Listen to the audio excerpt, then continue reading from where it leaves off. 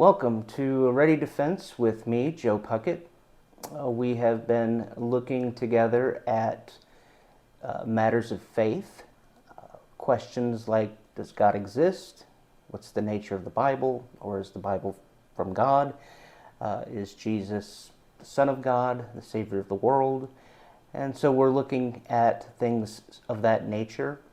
And I just thought we'd spend a little bit of time here looking at the question, is there meaning to life? And what I would like to propose is that if there is, in fact, objective or intrinsic meaning to human life, that is evidence for the existence of God. So you might wonder, okay, how are you going to get there? I mean, it seems like a big jump initially anyways. And so I want to just kind of set forth the argument and then kind of explain it along the way. So first, there was a philosopher by the name of Albert Camus. And Albert Camus, he was a French existentialist philosopher. And he said there's only really one problem in philosophy, and that's the problem of suicide. And he posed the question, kind of depressingly, is there any reason to not commit suicide? Now, at the end of it, Albert Camus says, yes, there is reason to not commit suicide, that we should kind of create meaning for ourselves. But he poses a very interesting question, nevertheless. Why should a person not commit suicide? Well, by the way, I'll just pause here to say, if you've ever thought about that, or if you are thinking about that, this video may not be the best video right now for you. Now, we are, in the end, going to talk about the fact that there is intrinsic meaning for life. So it will end on a positive note, but getting there along the way might be a little emotional. So I just wanted to give you that kind of trigger warning, I guess you can call it. But again, I think at the same time, I do think the argument we're going to present is a hopeful argument, an argument that says that one should not, and that, in fact, there is intrinsic meaning and value in your life. Whether or not we see it or understand it, we still have it. And it's best, of course, if we come to understand we do. But we don't create, what I want to argue is we don't create meaning for ourselves. We, in fact, discover that meaning for ourselves. But if that's true, that would have to mean that there's meaning to our lives, whether we discover what that is or not. It's there. It's intrinsic. It's objective. That there is meaning to human life, irregardless of what you or me or some other people might think about it. But if that's true, where do we get that meaning? What is the meaning of life? Or more appropriately to our purposes, is where do we get it? Where does it come from? Because, okay, so the first premise that I want to, and I actually get this first premise from a philosopher by the name of Thomas More. And he argues this. He says, something has meaning if and only if it is endowed with meaning or significance by a purposive, personal agent or group of such agents. Let me put it kind of in different words. Something has meaning if and only if it is given by some personal agent like God, you could say. So, in other words, to try to break that premise down, well, let's just say that first. That's the first premise. Something has meaning if and only if it's given meaning by a personal agent or a mind, such as God or something of that nature. The second premise would be human life, since something, all things, human life then has objective meaning if and only if it is given such meaning by a purposive, objective, or mind that's outside of themselves. And if that's true, And the next premise would be, yes, human life has objective meaning and value. Therefore, the conclusion is there must be a mind, or there must be an agent that gives humanity its meaning outside of themselves. So for those who like a syllogism or a broken down argument like that, you might like it thought that way, but let me really just explain this argument in more simple terms. So thinking about that first premise, think of this illustration. There's a couple illustrations I guess we could think of, but think of a stop sign. So what is a stop sign? Well, just looking at the facts of what the stop sign is, it is a metallic sheet that is hanging on a pole, usually on corners of certain roads.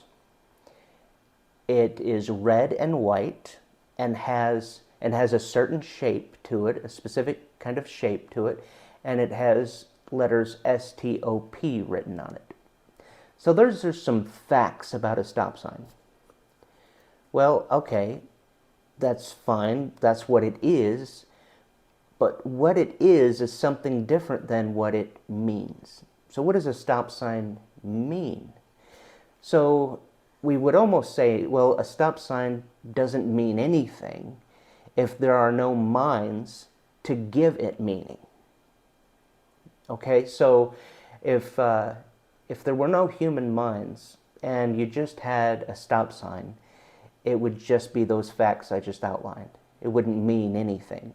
There has to be minds that convey or relate that meaning from the object, or place that meaning upon the object. Or you think of an English sentence.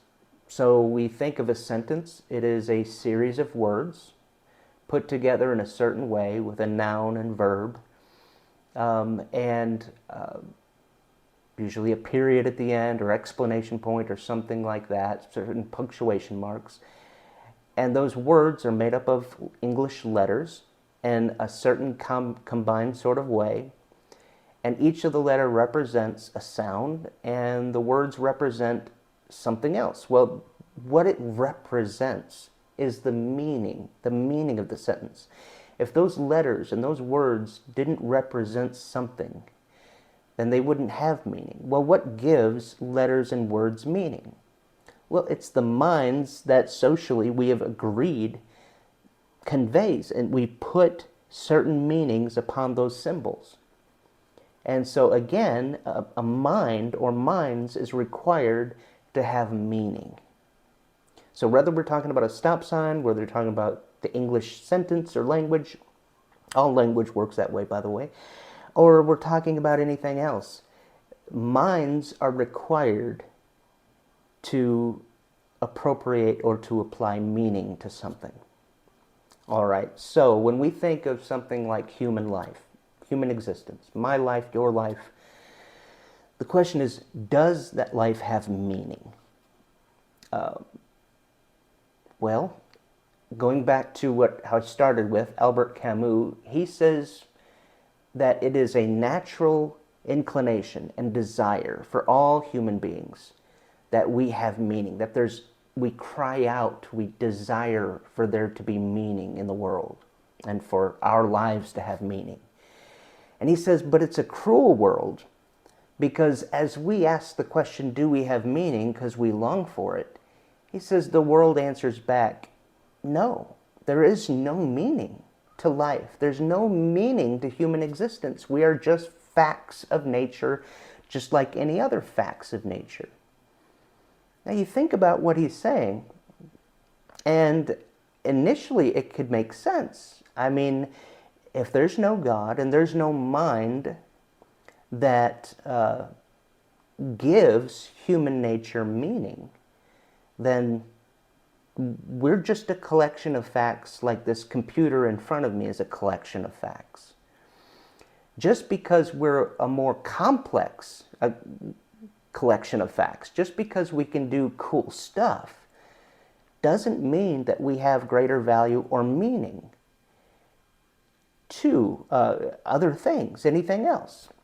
An earthworm is a collection of facts, and it's rather complex. It has genes and so forth, genetic code. Well, is an earthworm just as valuable as a human life? Well, if you say yes, you have to sort of justify that. Because in and of itself, no, we're just a collection of facts, just like an earthworm is a collection of facts, just like this computer is a collection of facts.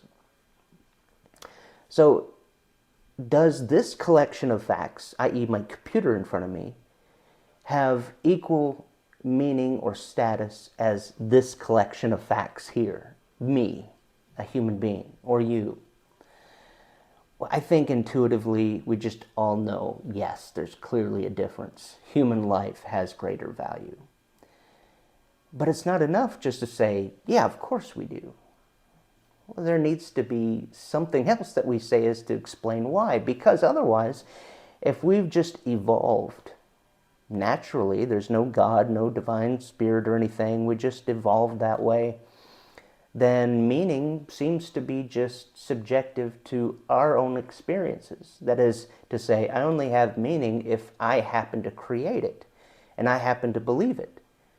Because I don't have any, there's nothing more valuable of myself as compared to anything else, unless I just sort of make it up, or we as human beings make it up. Well, in that case, meaning is just an illusion. It's just something that's fobbed off on us by our genes, by our imagination, whatever that might be. But hey, that's just us making it up. That's not really us actually having value.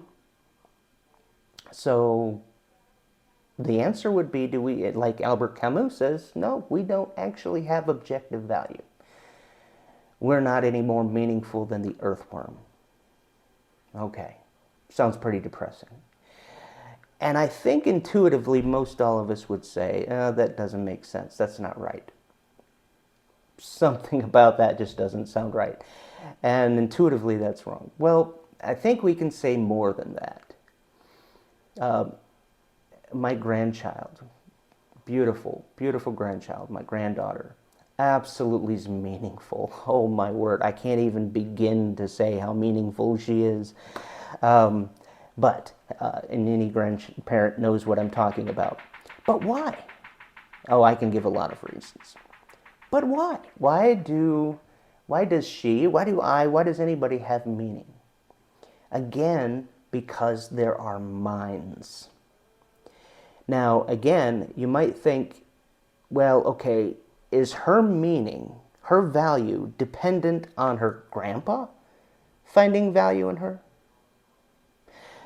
No, because if I was to be erased from the world, she would still have that same value. If everybody around her was to be erased from the world, she still has that value. So her value is not created by her grandpa. Her value is discovered, is seen by and identified as valuable by her grandpa. Because she is valuable. She is meaningful.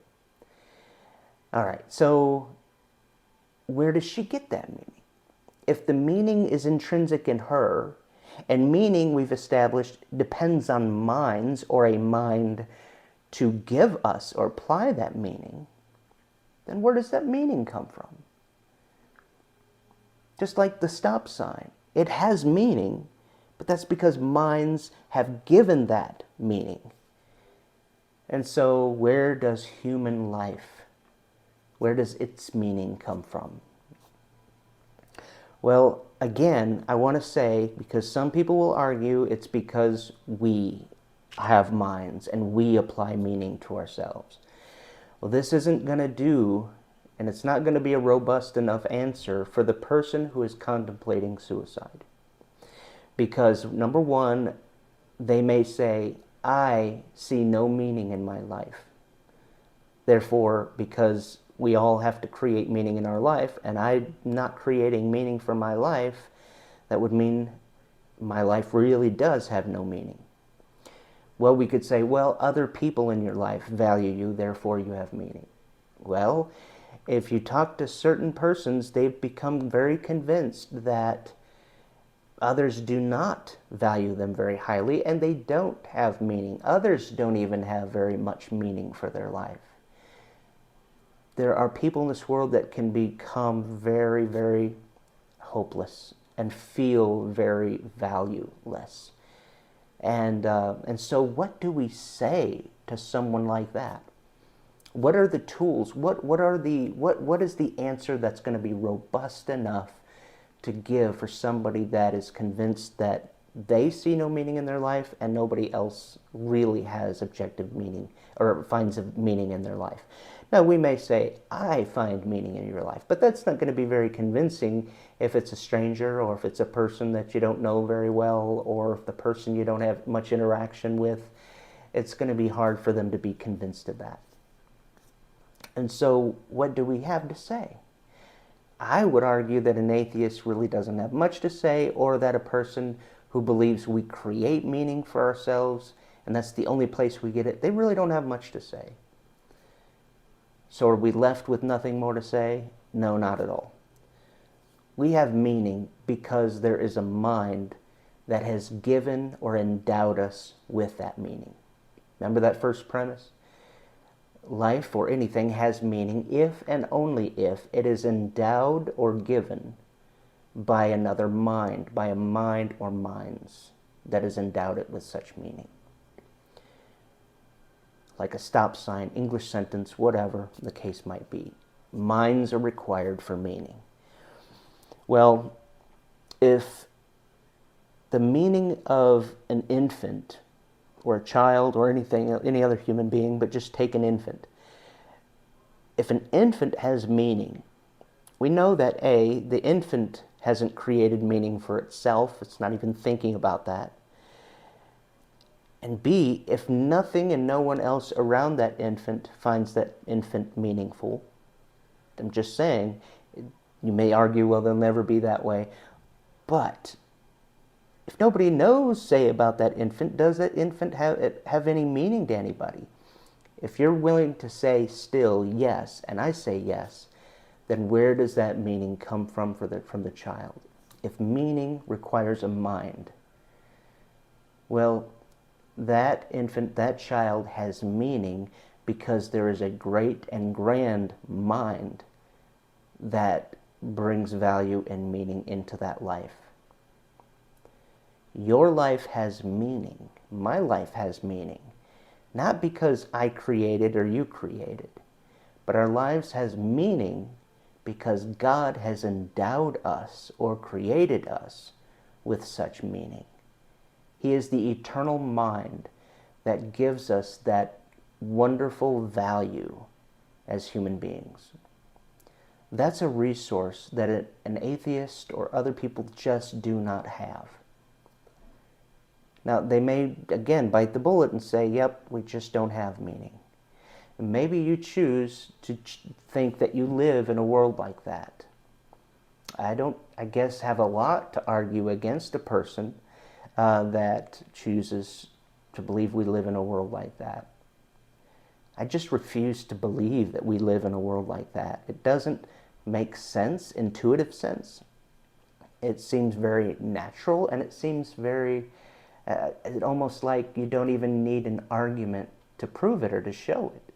It just seems to be as natural as life itself. So, if meaning has to be endowed by a mind, and if human life has meaning, then it must have been given meaning by a mind. Lo and behold, the Bible teaches that very thing.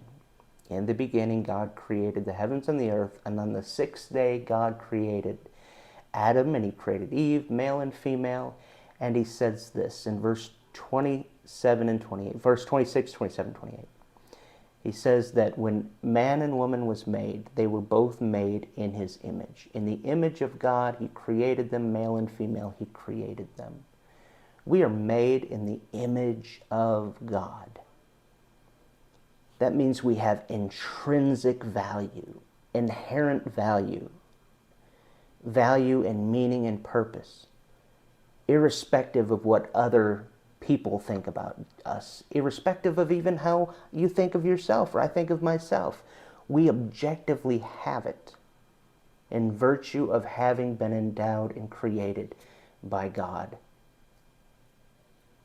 Human life has value. Your life has value. And I think that's evidence for the existence of God. Again, I know this one was a little bit more heavy, and I just think it's so filled with hope and rich. It has the potential to allow us to understand the rich life that we have been given. No matter what you do, your occupation, no matter where you are, how much money you make, how much education you have, none of that matters, because nothing can touch your imago Dei, your image of God. Nothing can touch, diminish, or increase the fact that we have the imago Dei, the image of God, and we bear that in our lives. You have intrinsic value, intrinsic meaning. But that can only be true if we have a divine mind that has endowed us with that meaning. Hopefully this is something maybe you can go off and think more about. But again, I think a meaningful life, truly meaningful life, requires a God or a divine mind to endow us with that meaning. Till next time, thank you again for joining me on A Ready Defense. Till next time, again, just a reminder, if you happen to like this, click the like button. Also subscribe. I'd love to join with you and you with me as we think together on things, and you can ask questions, comments, put them in the comment. I want to hear from you in the comments box underneath me. Thanks a lot. Until next time.